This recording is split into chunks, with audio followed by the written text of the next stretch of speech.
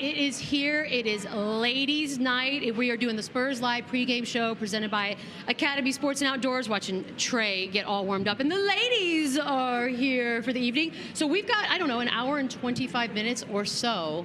So consider this the appetizer to what will be happening. We're going to go down the line. Introduce yourselves. I am Katie Goodman. I'm born and raised here in San Antonio, Texas.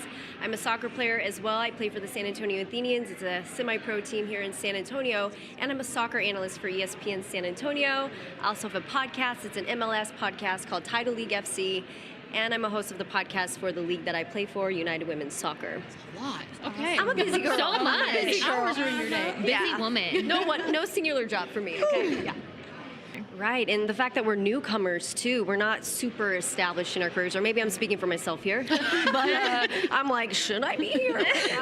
Thank you for the call, I appreciate that.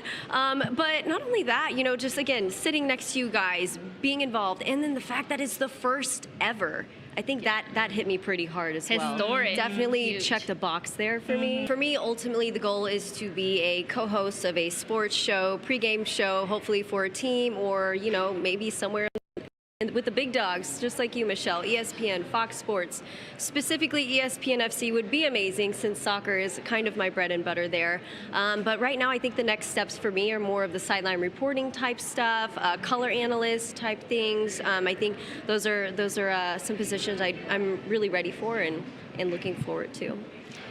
I always like to tell them, it's a lot harder than it looks, and that's why not a lot of people are doing it. But if your heart is in it and you're passionate about it and that's all you can think about when you wake up in the morning, then go for it. And I also advise people to start with their sport because people are going to see the passion come through on the screen. They're going to see that you really know the knowledge of sports in general, and you can kind of replicate that amongst other sports if you really want to broaden your horizons there. And sometimes you think you want something and you just have no idea, and so all the things that don't work out along the way usually end up working out in your favor. It's just a redirection type thing. I think it's okay to have a healthy amount of fear though. Like for me, I personally, even playing soccer, perform better when there's a healthy amount of fear involved. Definitely.